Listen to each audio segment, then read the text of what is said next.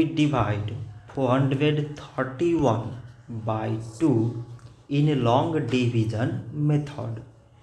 2 times 2 is 4. On subtracting, it is 0. We put down this 3 and remove 0. 2 times 1 is 2. On subtracting, it is 1.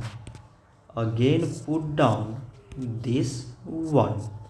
So it is 11 and 2 times 5 is 10. On subtracting, it is 1. So now this 1 is less than 2 and there is no other number beside. So we put here decimal so that we take 0.